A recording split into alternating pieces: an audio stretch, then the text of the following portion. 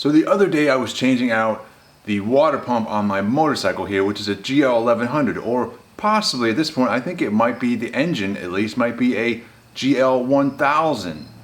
And there's a reason for that belief, which I'll show you in a second. So what's involved in changing out the water pump is removing the front transmission cover on the engine. Let me show you that.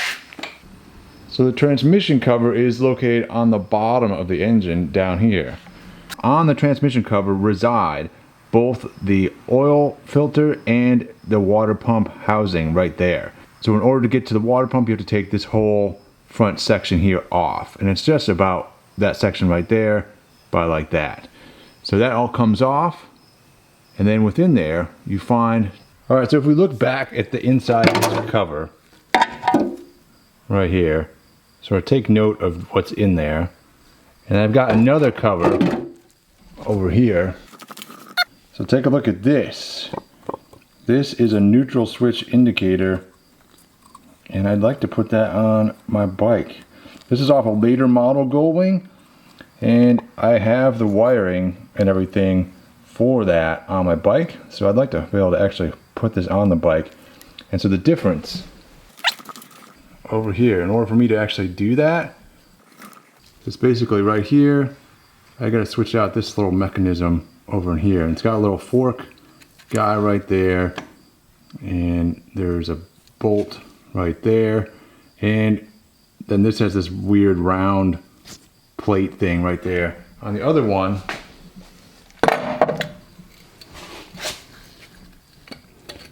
is very similar.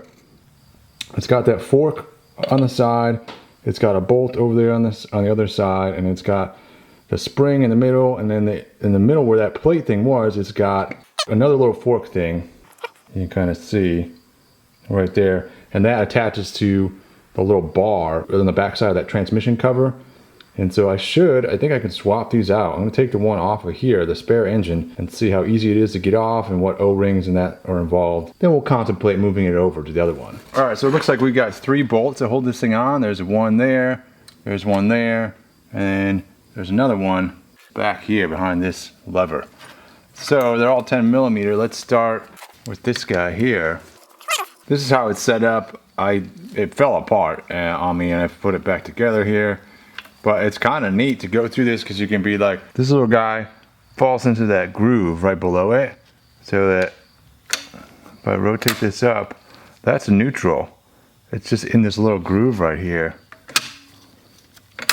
And then if I can go up into first, or down into first, so to speak, you see the little groove right there. So when this guy is like that, that's in neutral, man. And then there's first, neutral, second, there's second, and there's third, there's fourth, and there's fifth. I'm gonna go ahead and get this nut off right here and see what we come up with. There's sort of like a little key dowel here that everything aligns off of. You can see on the front of it, I've got this little star guy here, and then a little fork on the front of that. And those both have little holes in them to align them onto that dowel. The question is just how easy or difficult. Take this guy back off again. Let's take this one off. I'm thinking we're out. I think we're out on this. This is 1, 2, 3, 4. Let's look at the other one. The other one has 1, 2, 3, 4. Alright, so the other one has 4 on it as well. And then a little neutral dent on it down there at the bottom. And then there's a screw thing through the center, so it's a threaded thing on the center there as well. Let's look at the other one again. This is different, dude. This one is different. So we have a similar sort of alignment where we've got 1, 2, 3, 4. But then on the other one, the neutral position was down here. Whereas on this one, it's over here.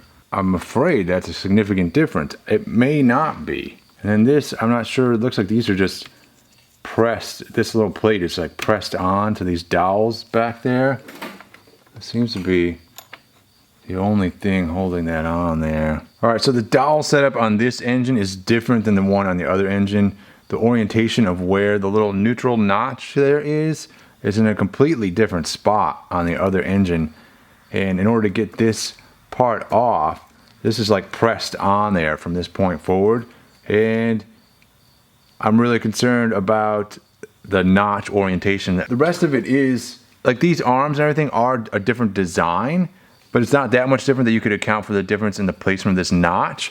And so I am going to play it safe, and I'm going to leave this guy on this engine. I'm not going to try and do the swap onto the other engine because I'm afraid that it will mess things up, basically. I think the redesign on this was significant enough that the swapping over is, I think it's feasible, but I think it's more involved than is really reasonable so for me to do. So I'm going to leave this on here.